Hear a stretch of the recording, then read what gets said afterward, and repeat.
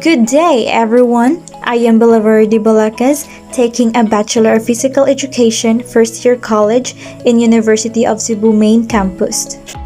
So for today's new lesson, I'm going to tackle with you about the Gagne's conditions of learning. Here are the objectives from this new lesson. First, explain Gagne's conditions of learning. Second, make a simple lesson outline teaching sequence using Gagne's instruction events. And lastly, articulate the benefits of using Gagne's principles in teaching. For the table of contents, the first slide is the introduction, which I will be tackled about what does Gagne's conditions of learning means. For the second slide, it talks about Gagne's principles. For the third slide, it talks about categories of learning. For the fourth slide, it talks about the 9 events of instruction. For the fifth slide, it talks about the insights or takeaways.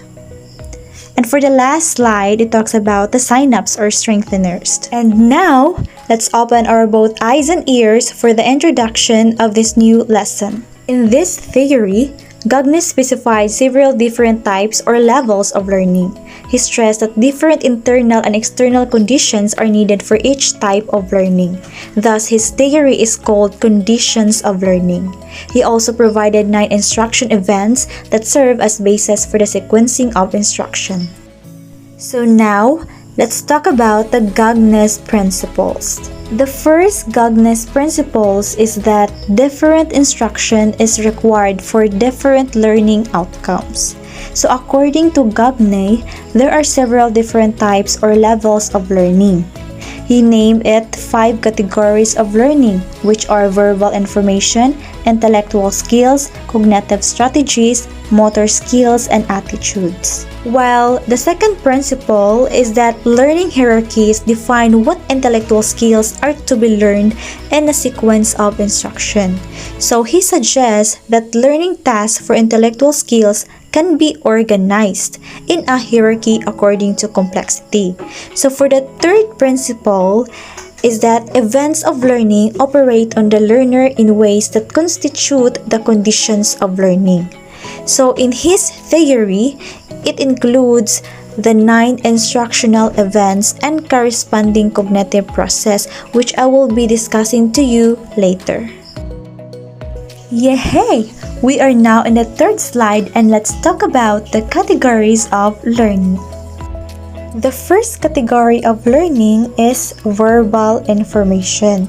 So when it talks about verbal information, so one of its conditions of learning is to provide cues for effective recall and generalization of information.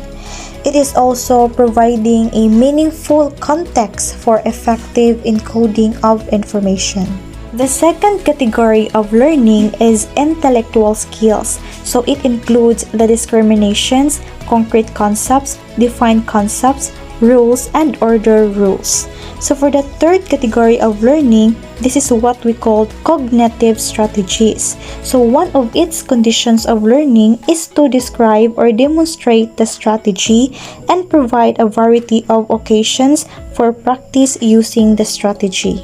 For the fourth category of learning, this is what we call attitudes. So one of its conditions of learning is to give feedback for successful performance, or to allow observation of feedback in the human model. So for the last category of learning is the motor skills. So one of its conditions of learning is to furnish immediate feedback as to the accuracy of performance and encourage the use of mental practice.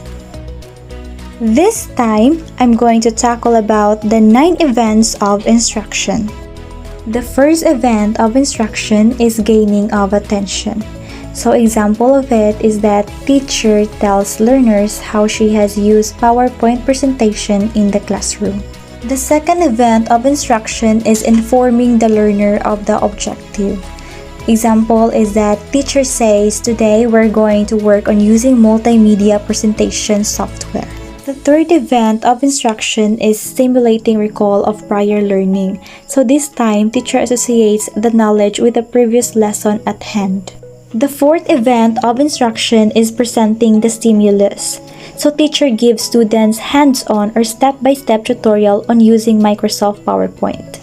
The fifth event of instruction is providing learner guidance. So this time, teacher demonstrates how to create a presentation. The sixth event of instruction is eliciting performance. So teacher asks students to demonstrate PowerPoint tools. The seventh event of instruction is giving feedback. So teacher gives immediate feedback. The eighth event of instruction is assessing performance. So teacher assigns a practice activity.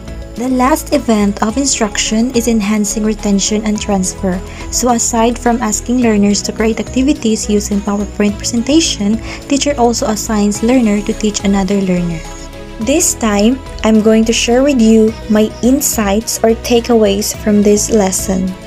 Instructional designers are responsible for creating relevant training materials that will help learners achieve their goals and improve performance.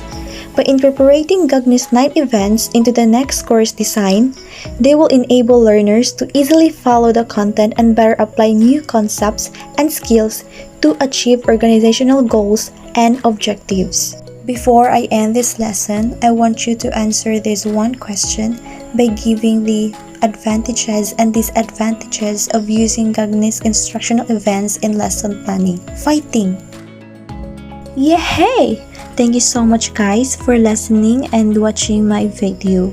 No matter what happens, don't ever let your goals be a goal only. Thank you so much and love, let's!